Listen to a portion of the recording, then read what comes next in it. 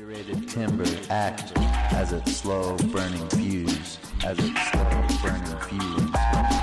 These are dimensions of teepees, dimensions of villages, dimensions of your ancestors.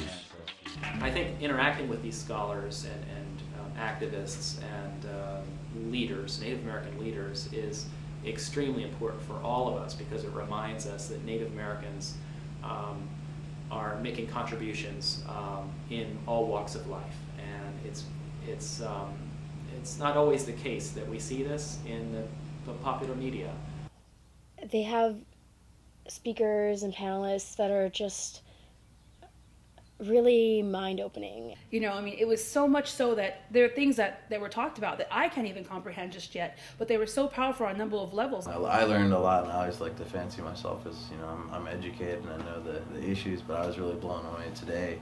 You know, you could ask these people who were the movers and shakers in Indian country about what are the implications of creating, you know, self-determination. What does self-determination and autonomy mean to the next generation of indigenous academic intellectuals? One of the students actually really touched me because she had asked me a couple weeks ago to offer a blessing, to have a blessing over this conference because she was in our territory. And I was very excited because she showed an honor to me and to my community and to my ancestors for sort of asking permission to do this great thing. I helped do a smudging ceremony, and basically that is using sage, and it's a purification of our bodies and our mind and our spirit, and it's meant to have everyone come in there be sort of cleansed, be of a good spirit, of a good mind. And she welcomed us.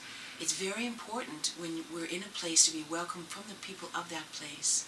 In that way, we get to welcome you and thank everybody for coming together on Lenape ancestral lands, which is all of the eastern part of Pennsylvania and New Jersey and southern New York and northern Delaware. She gave hundreds of years of history in a way that encapsulated us in a graceful extension of her people. It was very meaningful.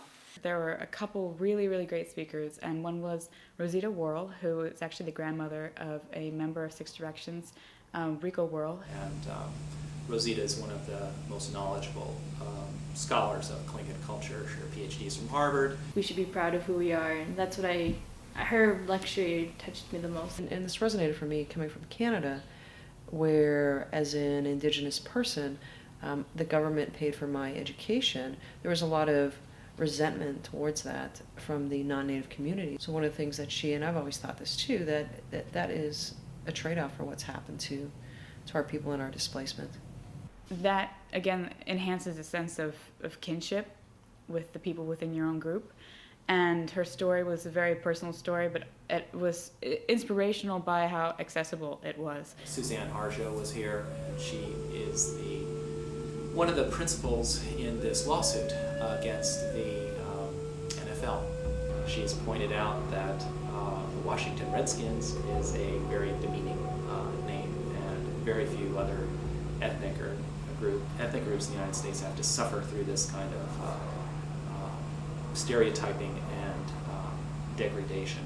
First thing I did on Sunday when the conference was over is I got onto the internet and went to NavajoTimes.com and I read the news. And I spoke about recruitment, retention, and curriculum transformation, particularly what we're doing with Native Hawaiian students in Hawaii, and how that might relate to other Indigenous groups and what other universities might be able to do.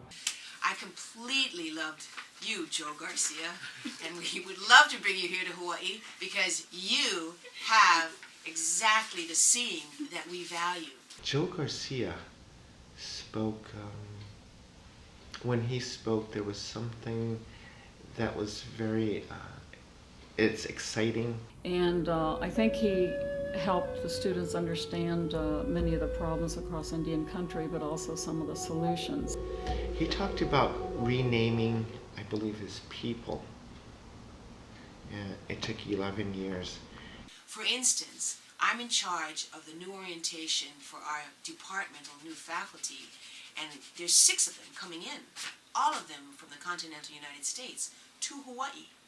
So I decided, thanks to Joe's influence, to say very quickly to the 6 new faculty, that they are currently in Hawaii in a foreign country which is currently illegally occupied.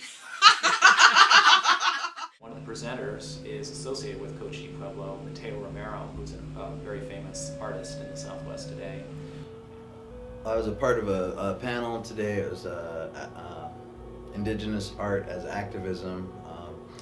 As a visual artist and as a Native American, a lot of my work is focused on activism, but not a conventional kind of activism. And he's well known as an artist, a painter, and does all kinds of representational imagery that juxtaposes different kinds of contexts in ways that cause you to react. What I do is it's on a different kind of level. I do it through art, through humor in my art, through organization and strategic partnerships with Native organizations. I liked the art that was presented by all the artists, actually. I think that it was very contemporary and it showed them and their work in a very contemporary light.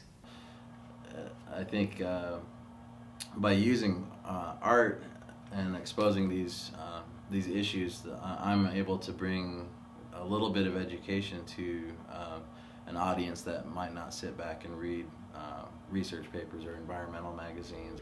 Manu Meyer, her talk about the Hawaiian triangulation of meaning really struck a lot of chords with me and I think a lot of other people. She's culturally Hawaiian, so I think her background in understanding our culture, being raised in our culture. I wanted to discuss topics of Hawaiian epistemology and to introduce the concept of the triangulation of meaning. It's a way to contextualize the future of research. And that was especially interesting to me because in the past I've done some work on personal and cultural epistemology, how we come to know our worlds, how we come to understand our worlds. What are our ways of knowing that guide us in everything we do? We lose so much when it comes to oral histories and basically anything you can think of that doesn't deal with words on a page. What is the knowledge, the knowing, the understanding that I'm seeking that will have value for me, that will have value for my community, that I can practice in the world? Knowing that there are certain things for Indigenous people that are just different.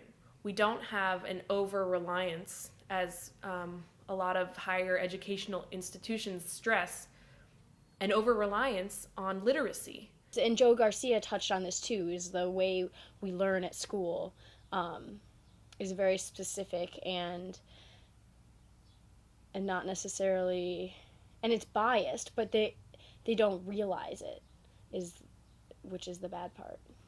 It was just such a nice slap in the face to hear a different take on like the same thing. People that came to this conference and they left here, they have options and they have a lateral sort of perspective on things that are happening and not happening here in Philadelphia, that are happening outside of Philadelphia, that are happening outside the United States. International Indigenous communication, I think, is what they got a dose of, and they walked away with options, really beautiful options, and an open door here at the University of Pennsylvania, and another home with the Six Directions community that's here right now.